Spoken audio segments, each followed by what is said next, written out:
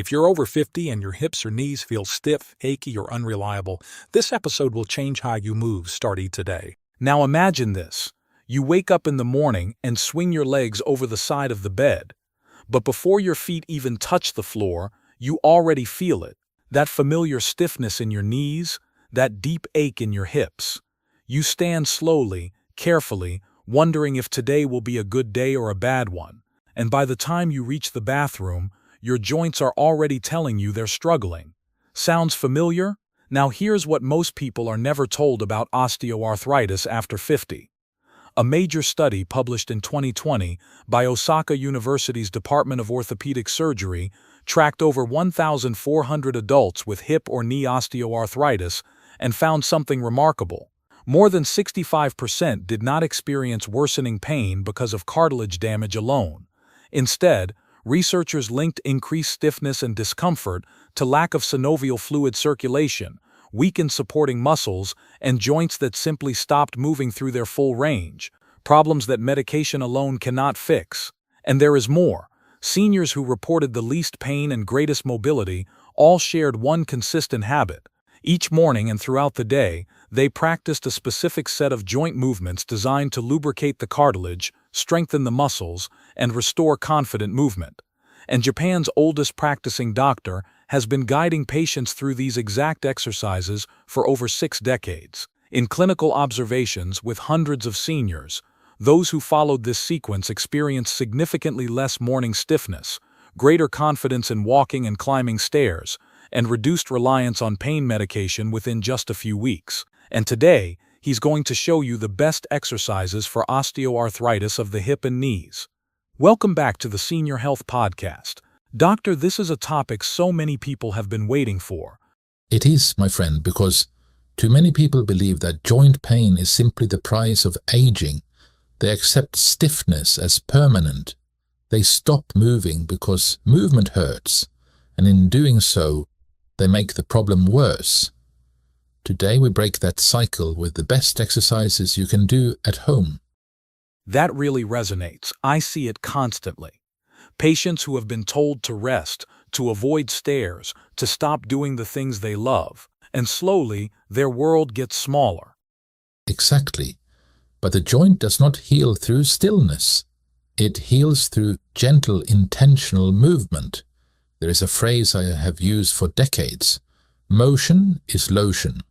The more we move the joint correctly, the more it lubricates itself, nourishes the cartilage, and maintains its function. And that is what we will teach today. So before we start, I want to hear from everyone watching. Comment a 1 if you experience morning stiffness in your hips or knees, and comment a 2 if your joint pain gets worse as the day goes on. Let us know where you're starting from. Yes, please share. And know that wherever you are starting, these movements can help. Doctor, before we get into the exercises themselves, I think everyone needs to understand something fundamental. What is actually happening inside the joint when osteoarthritis develops? And why does movement help rather than hurt? This is something I wish every person with osteoarthritis understood. Inside your hip and knee joints, there is a liquid called synovial fluid. This fluid actively nourishes the cartilage, which is the smooth protective layer covering the ends of your bones. Cartilage has no blood supply of its own. It depends entirely on synovial fluid for nutrients, and here is the critical part. Synovial fluid is only produced when you move the joint or put weight on it. So if someone stops moving because of pain, they're actually starving the cartilage of what it needs. Exactly. Pain leads to less movement leads to less fluid leads to stiffer joints and more breakdown, which leads to more pain. The cycle continues until the person believes their joints are too damaged to recover. That explains why so many patients feel worse after resting, especially in the morning. Yes.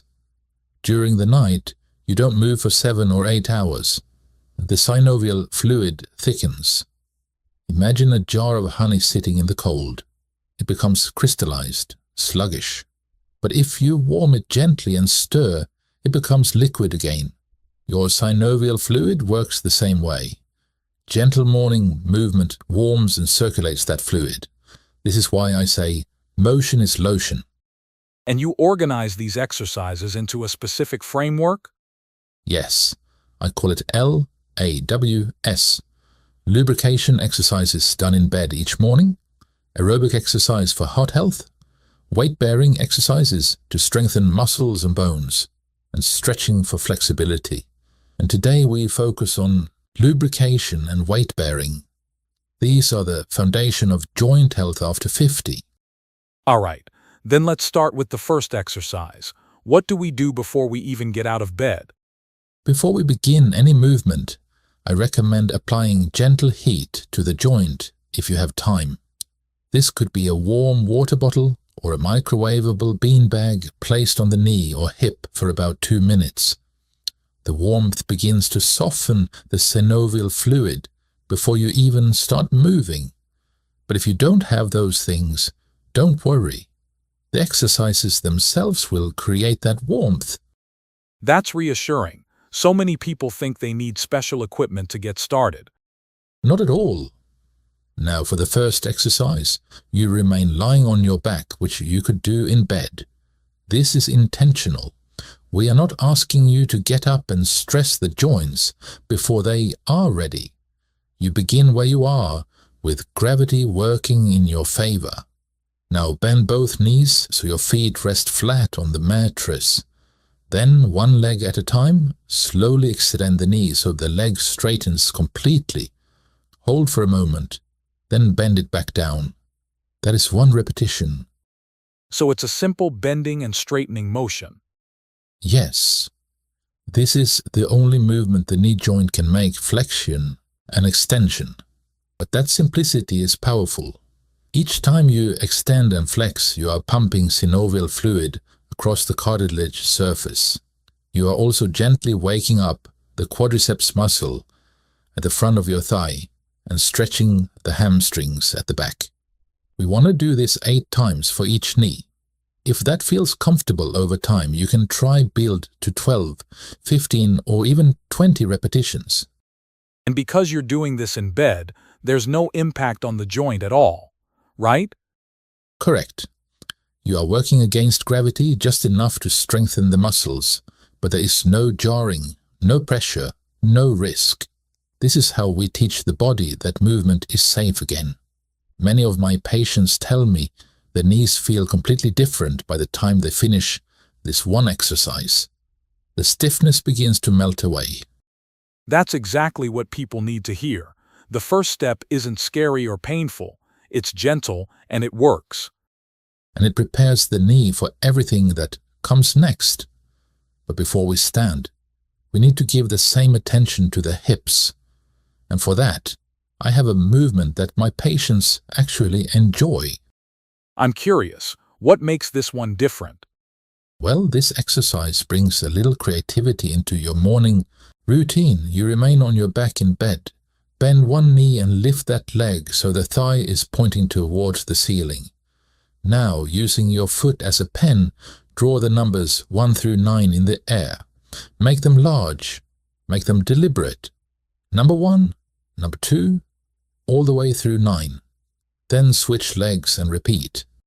I love that. It turns a therapeutic exercise into something almost playful. Yes, and that playfulness matters. When people enjoy an exercise, they actually do it. But beyond enjoyment, this movement is remarkably effective. Drawing numbers requires your hip to move in every direction, forward and back, side to side, rotation in and rotation out. You are taking the hip joint through its complete range of motion, which floods the joint capsule with fresh synovial fluid. And the bigger the numbers, the better? Exactly. The larger your movements, the more lubrication you create. You are expanding the capsule, warming the fluid, and telling the hip that it is safe to move freely. Many people with hip osteoarthritis have unconsciously begun limiting their range. They take smaller steps. They avoid rotating. Over time, the hip forgets what it can do. This exercise reminds it. Okay, how many times should someone do this? Once through the numbers 1 to 9 on each leg is usually enough for the morning. That takes about 60 to 90 seconds per side.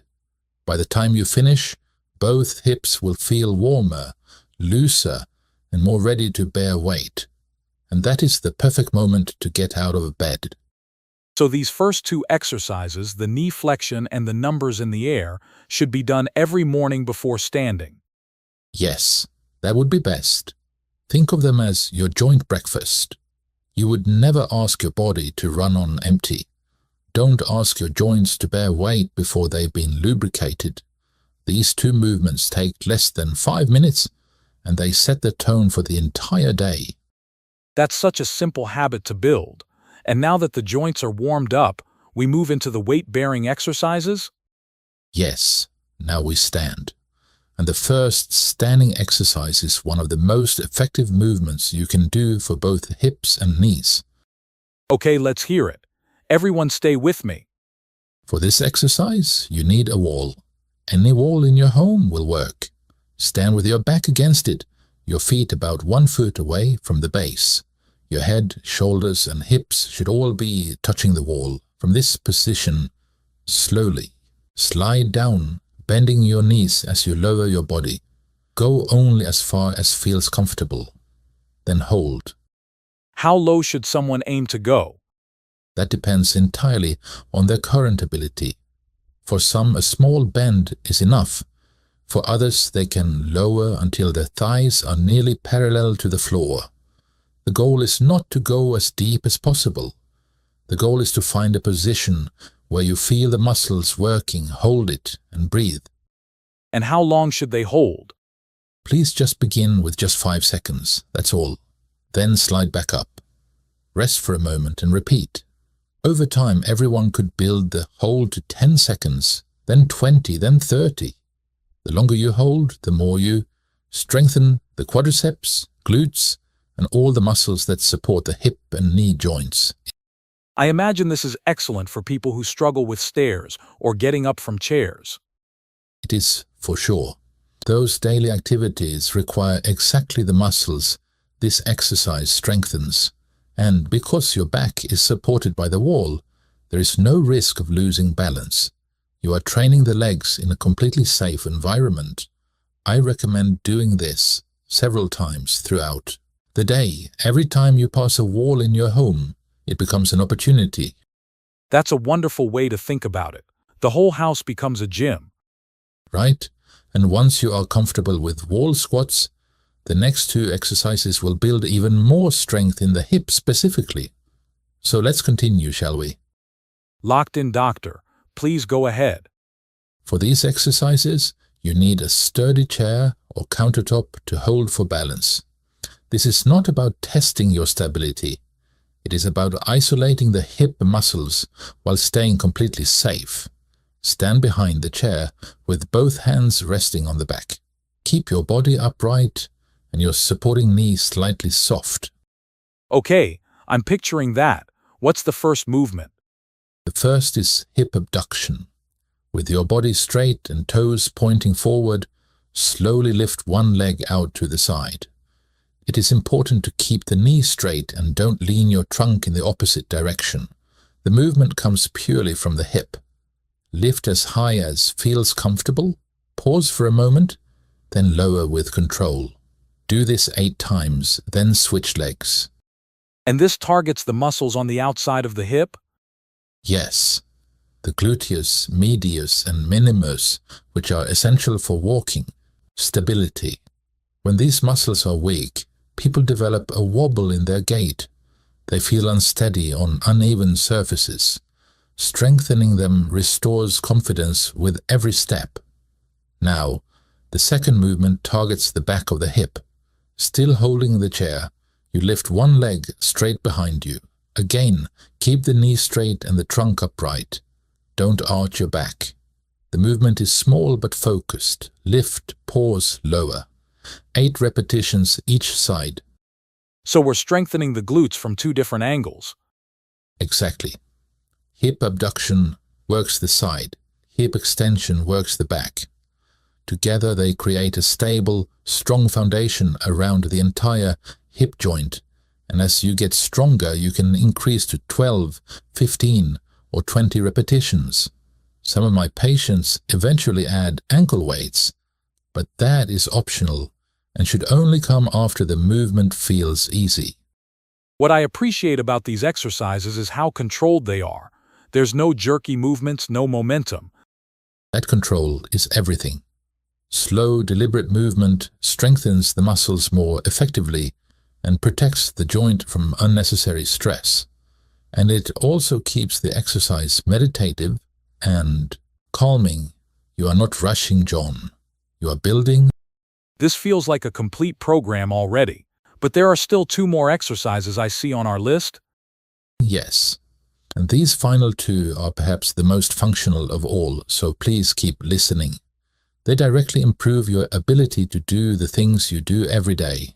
The sit-to-stand exercise is exactly what it sounds like. You begin seated at the edge of a sturdy chair, one without wheels. Your feet are flat on the floor, hip-width apart. From here you stand up fully, then lower yourself back down with control. That is 1 repetition. It seems simple, but I imagine the way you do it matters. Enormously. The key is control, especially on the way down. Anyone can drop into a chair. But lowering slowly, resisting gravity, that is what builds strength in the quadriceps and hamstrings. I tell my patients to count to 3 or 4 as they lower. Feel the muscles working. Don't collapse at the end. Touch the seat lightly and rise again. How many repetitions should someone do? I would say begin with 8. When that feels manageable, increase to 12, then 15, then 20. Some of my patients do this every time they sit down throughout the day. Every chair becomes a training opportunity. Over time, they notice they no longer need to push off with their arms. They no longer avoid low sofas. Their legs become reliable again. And the step exercise? For this, you need stairs or a single step. And importantly, a railing to hold. Safety comes first. Stand facing the step. Place your right foot up onto the step. Press through that leg to lift your body, then step back down. Repeat with the same leg for 1 minute, or count 20 repetitions. Then switch to the left leg and repeat. So you're training each leg individually? Yes. This isolates the work and reveals any imbalance between sides. Many people discover one leg is significantly weaker. That is valuable information. It shows you where to focus. And this exercise is particularly important because stair climbing is one of the first abilities people lose with hip and knee osteoarthritis. By training it deliberately, you preserve it. Can this be done sideways as well? Absolutely. Standing beside the step, you can step up laterally and back down. This works the muscles on the side of the hip, similar to the abduction exercise. Doing both forward and lateral step-ups creates comprehensive strength around the entire joint, I promise. This really is a complete program. Lubrication in the morning, weight bearing throughout the day. Yes, and together these 7 exercises can genuinely transform how your hips and knees feel. But before we finish, there is something important I must share for certain listeners. All right, please everyone, stay with us. Doctor, what are you talking about? Before we finish, I must share something important for certain listeners. If you have had a recent hip replacement, your surgeon likely gave you specific precautions. Certain movements can put the new hip at risk of dislocation. You should avoid crossing your legs, bending your hip past 90 degrees, and twisting at the hip. Some of today's exercises may not be appropriate for you in the first 3 to 6 months after surgery. Always check with your surgeon first. That's critical. Every surgery and recovery timeline is different. Exactly. And for everyone, I want to leave you with this thought. Consistency matters more than intensity. You do not need to do these exercises perfectly. You do not need to push through pain. You simply need to show up every morning and move with intention. Small efforts repeated over weeks create lasting change. That's such a hopeful message. The body can still adapt even after 50, 60, 70 years. It can. I have seen people who thought they would never walk comfortably again reclaim what they thought was lost. Your joints want to move. They are waiting for permission. Start tomorrow morning with 2 exercises in bed before you stand. And let us know in the comments how it goes. Thank you, Doctor. To everyone listening, if this episode helped you, help us back by giving it a thumbs up and subscribe. And make sure to watch this next episode. Oh, this is a good one. People should see People should this. definitely watch. See you there.